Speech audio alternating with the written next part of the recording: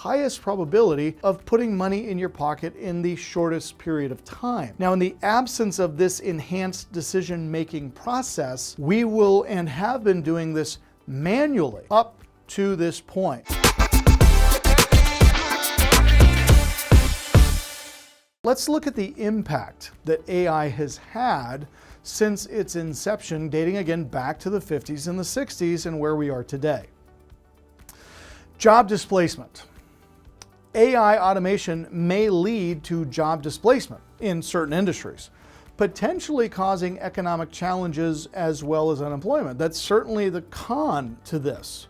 Now, bias and fairness. AI can embrace biases present in the data they are trained on, leading to discriminatory outcomes in areas like hiring, lending, and criminal justice. Now, there was just an article, I don't know if you saw this, Michael.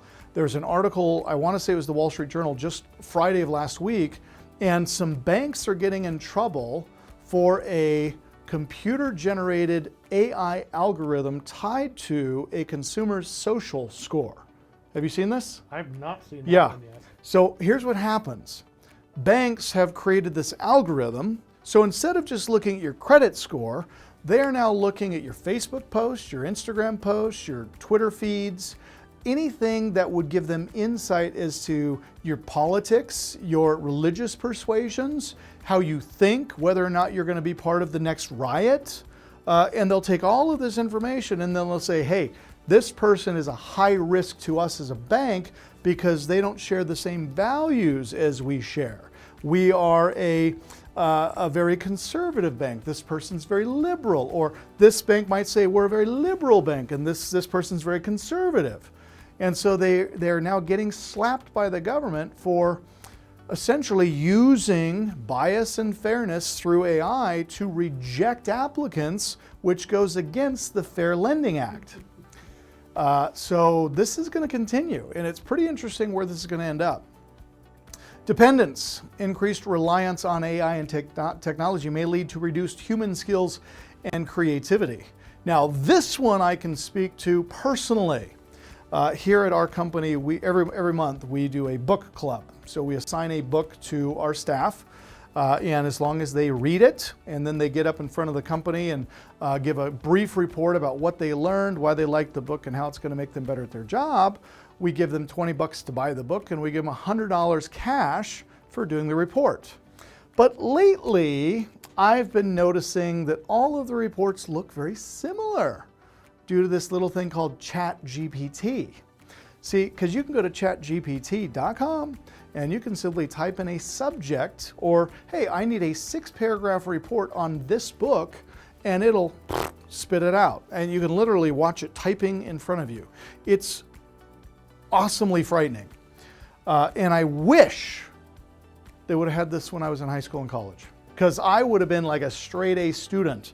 But now a lot of public schools and higher education, higher institutions, they now have software that screens for artificial intelligence and ChatGPT. So, you know, it's just counteracting the one from the other.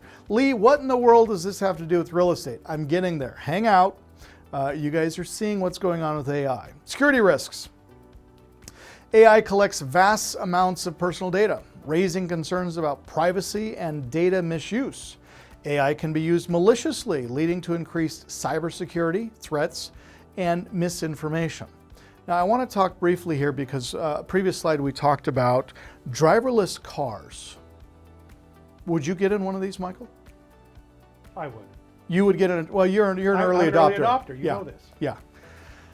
I don't know about driverless cars because right now I have two 16-year-olds that have just been driving now 8 months. They turned 16 last December. I don't want to get in the car with them. I was going to say that it has to be better than the twins. And I have a 15-year-old who just got his learner's permit, and I was in the car with him last night. And let me tell you, riding with a learner's permit driver really enhances your prayer life. I just want to tell you. But you saw my daughter almost hit the wall. Yeah. Michael's daughter is also 15 and learning to drive, and she almost put the Jeep into the wall. Yeah. So I don't know how I feel about that, but weigh in on this. I'm curious, you guys. Go ahead and type in. Are you excited about driverless car technology, or are you a little concerned about it? You be the judge. All right. Let's talk about automation and efficiency. AI can automate repetitive and time-consuming tasks, allowing businesses and individuals to focus on higher value activities. This leads to increased efficiency, productivity, as well as cost savings. And then there's healthcare. AI-powered medical applications can lead to early disease detection, better treatment plans, and improved healthcare outcomes.